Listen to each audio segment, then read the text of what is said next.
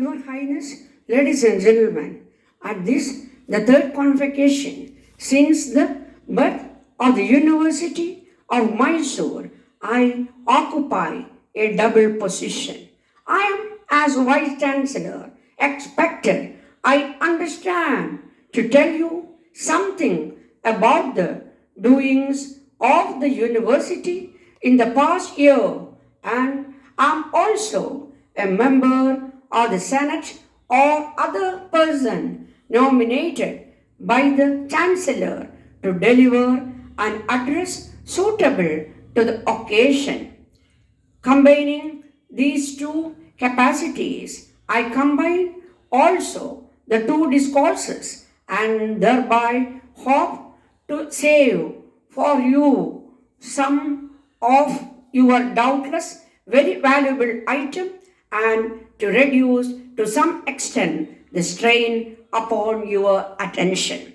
I shall not attempt to emulate the moving eloquence of either of my predecessors in this position, nor can I pretend to offer you anything that is new. I shall endeavor to be severely practical, and I shall intend on my predecessors for my text. I shall by no means expatiate free from over all the range of educational ideas, projects, and problems, a might maze of which I cannot pretend to have devised or even to possess a plan. I shall have, had time permitted, to have made an attempt with the help of the charts supplied by my two predecessors to measure to some extent the progress we have made in the short time that has elapsed since we put to sea. But as it is 2 points and 2 only do I propose to emphasize. One I shall put before the people of Mysore, and the other I shall, on behalf of that people, present to my young friends, the new graduates of the Mysore University. But of these a little later. In the latter part of the past academical year, the shadow of mourning has darkened the university. The death of the first Vice Chancellor Ham has deprived her of a very faithful friend of who sat by her cradle of zealous, loving pulse and helped to guide her infant footsteps on her appointed path, a genial, kindly gentleman.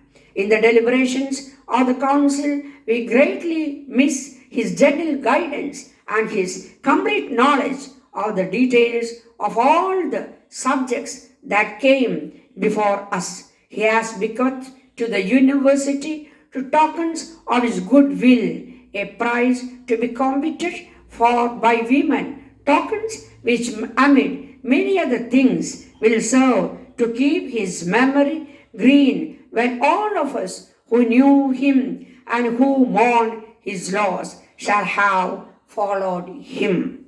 Another zealous friend has left us, but happily still live to watch with interest and sympathy our efforts and our successes, and doubtless to lend us, if need be, a helping hand from time to time. I have not much to say about the year's events. Our students have increased in number of some 100 men, and in the present year, which comes on the 1st of last July, we have been faced with the problem of finding places for more candidates than we can easily accommodate. When our young men are urged to turn to the study of science and technical knowledge, it is incumbent upon us to provide for those who accept the invitation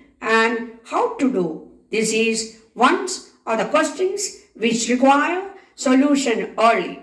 But if young men are clamoring at our doors, that is not the case with young women. For them, we are still waiting. It may be that we are at fault, that we do not provide sufficiently varied attractions. If I may say so, phrase it that we ought to increase the number of the courses of study. That is obviously a matter mainly of expense. The problem from this point of view is to provide the necessary attractions at the minimum cost.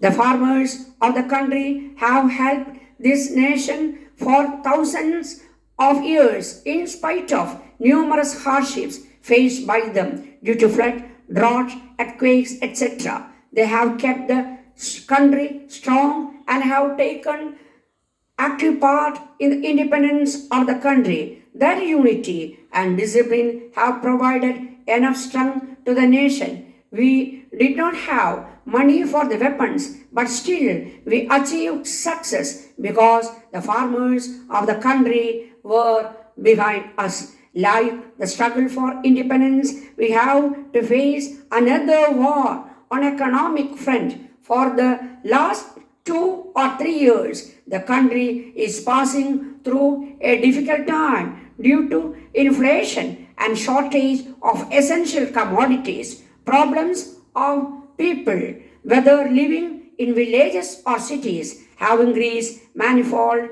and they are facing several difficulties.